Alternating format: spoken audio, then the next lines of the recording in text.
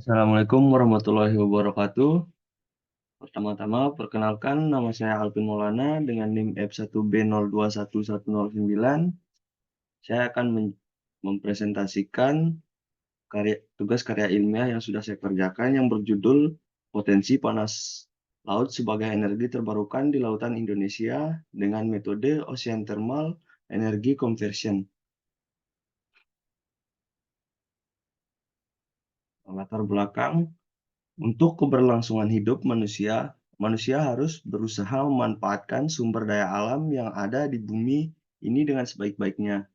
Akan tetapi, penggunaan tersebut haruslah untuk tujuan yang positif, supaya tidak membahayakan atau merugikan manusia itu sendiri.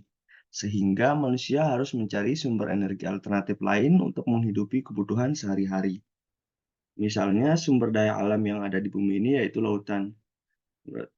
Lautan menerima energi yang dihasilkan oleh matahari sangatlah besar. Selain mendapatkan energi dari matahari, lautan juga mendapatkan energi dari dalam perut bumi yaitu magma. Energi yang diterima oleh lautan bisa dikonversi ke dalam bentuk energi listrik dengan metode Ocean Thermal Energy Conversion atau biasa disebut dengan konversi energi panas laut. Rumusan masalah berdasarkan uraian latar belakang, maka timbul permasalahan sebagai berikut. Yang pertama itu apa pengertian dari Ocean Thermal Energy Conversion.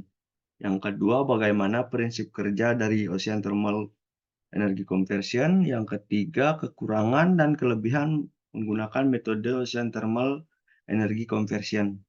Yang keempat, yaitu bagaimana potensi pemanfaatan metode Ocean Thermal Energy Conversion di Indonesia. Berdasarkan rumusan masalah di atas, adapun tujuan yang akan dicapai dalam penulisan karya ilmiah ini sebagai berikut.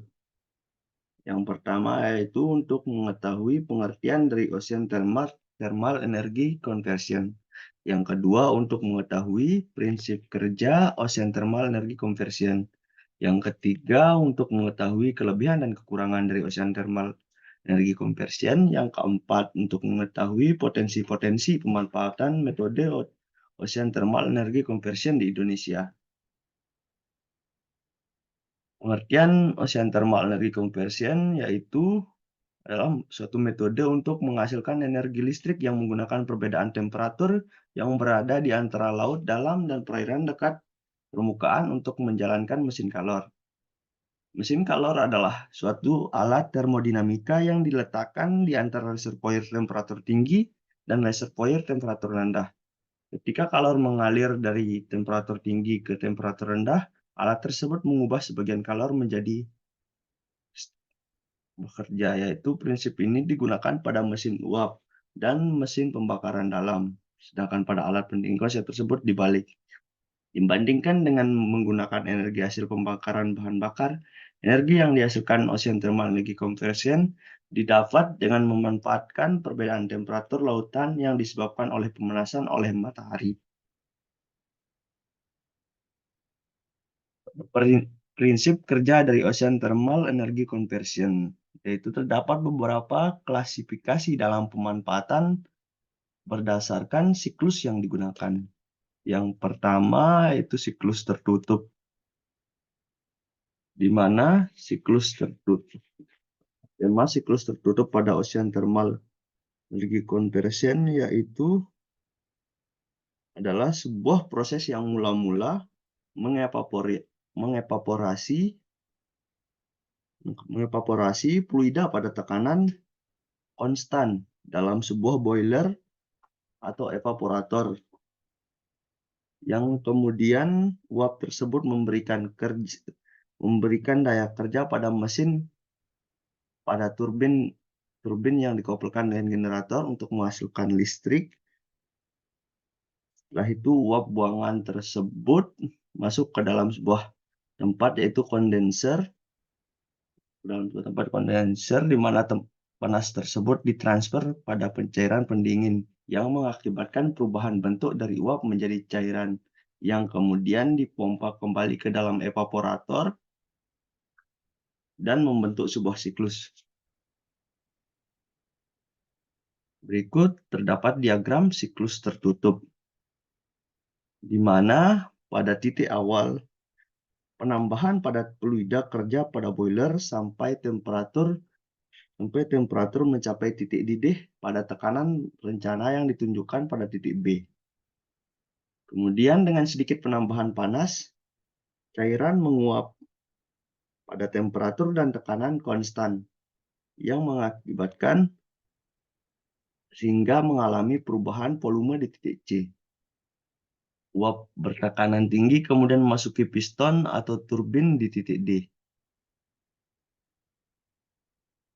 Uap bertekanan rendah masuk ke dalam kondenser dan dengan pelepasan panas pada tekanan konstan mengalami pendinginan dan mengembun dan kembali ke volume awal pada titik A. Yang kedua yaitu siklus terbuka. Siklus terbuka adalah pelopor dari berbagai macam siklus dalam Ocean Thermal Energy Conversion. Siklus terbuka menggunakan air laut sebagai fluida kerja, air hangat sebagai siklus kerja. Sebuah siklus kerja terdiri dari sebuah flash separator, ekspansi turbin uap, dan generator. Kondenser uap, alat-alat pemisah zat non-kondensabel, dan desalinator. Siklus tersebut merupakan dasar dari siklus Rankine yang mengkonversi energi panas dari air hangat permukaan menjadi energi listrik. Dalam siklusnya, air laut yang hangat dan dilewatkan ke dalam ruang evaporasi, di mana bagian dari air laut dikonversi menjadi uap bertekanan rendah. Uap tersebut melalui turbin yang kemudian mengekstraksi energi darinya, lalu kemudian keluar ke dalam sebuah kondenser. Berikut gambar prinsip kerja dari Ocean Thermal Energy Conversion yang menggunakan siklus terbuka. Yang ketiga, siklus hybrid. Siklus hybrid menggunakan keunggulan sistem siklus terbuka dan siklus tertutup. Siklus hybrid menggunakan air laut yang diletakkan di tangki bertekanan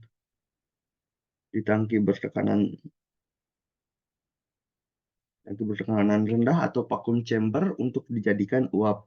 Lalu uap tersebut digunakan untuk menguapkan fluida yang bertitik didih rendah atau amonia yang lainnya yang akan menggerakkan turbin guna menghasilkan listrik. Uap air laut tersebut lalu dikondensasikan untuk menghasilkan air tawar desalinasi.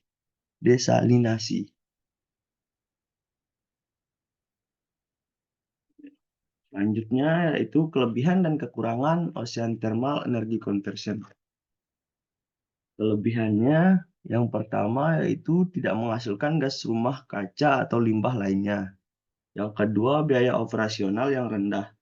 Yang ketiga, dapat dikombinasikan dengan fungsi lainnya seperti menghasilkan air pendingin, produksi air minum, suplai air untuk aquaculture, ekstraksi mineral, dan produksi hidrogen secara elektrolisis.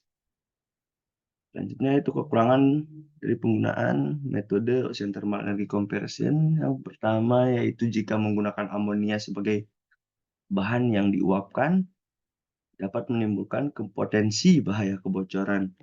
Yang kedua, efisiensi total masih rendah, sekitar 1% sampai 3%. Yang ketiga, biaya investasi awal yang sangat mahal. Selanjutnya, potensi sumber daya Ocean Thermal Energy Conversion di Indonesia. Untuk lautan di wilayah Indonesia, potensi termalnya yaitu 2,5 dikali 1023 Joule. Dengan efisiensi konversi energi panas laut sebesar 3%, dapat menghasilkan daya sekitar 240.000 MW. Potensi energi laut yang baik terletak pada daerah di antara 6-9 derajat lintang selatan dan 104-109 derajat bujur timur. Di daerah tersebut, pada jarak kurang dari 20 km dari pantai didapatkan suhu rata-rata permukaan laut di atas 28 derajat Celcius. Dan didapatkan perbedaan suhu permukaan dan kedalaman laut dengan kedalaman 1000 meter sebesar 22,8 derajat Celcius. Sedangkan perbedaan suhu rata-rata tahunan permukaan dan kedalaman lautan 650 meter lebih tinggi dari 20 derajat Celcius dengan potensi sumber energi yang melimpah. Konversi energi panas laut dapat dijadikan alternatif pemenuhan kebutuhan energi listrik di Indonesia. Selanjutnya itu kesimpulan. Kesimpulan pertama yaitu Ocean Thermal Energy Conversion adalah metode untuk menghasilkan energi listrik menggunakan perbedaan temperatur yang berada di antara laut dalam dan perairan dekat permukaan untuk menjalankan mesin kalor. Prinsip kerja. Prinsip kerjanya yaitu menggunakan perbedaan temperatur antara permukaan yang hangat dengan air laut dalam yang dingin, yaitu minimal perbedaannya yaitu sebesar 77 derajat Fahrenheit atau setara dengan 25 derajat Celcius agar bisa digunakan untuk membangkitkan listrik. Kelebihan dari metode Ocean Thermal Energy Conversion adalah tidak menghasilkan gas rumah kaca ataupun limbah lainnya. Biaya operasional yang rendah dapat dikombinasikan dengan fungsi lainnya yaitu menghasilkan air pendingin, produksi air minum, suplai air untuk aquacultur, ekstraksi mineral, dan produksi hidrogen secara elektrolisis. Sedangkan kekurangannya adalah jika menggunakan amonia sebagai bahan yang diuapkan dapat menimbulkan potensi bahaya kebocoran. Efisiensi total masih rendah, sekitar 1-3%, dan biaya investasi awal yang sangat mahal. Wilayah perairan Indonesia sangat ideal untuk dibangun pembangkit listrik dengan menggunakan metode Ocean Thermal Energy Conversion, khususnya di pulau-pulau kecil dan terluar, karena memiliki perbedaan suhu antara permukaan dan dalam permukaan yang memiliki kriteria. Beberapa wilayah yang direkomendasikan adalah kawasan Indonesia Timur, yaitu Morotai dan Papua Barat. Sekian yang dapat saya presentasikan. Kurang lebihnya mohon dimaafkan. Assalamualaikum warahmatullahi wabarakatuh. Terima kasih.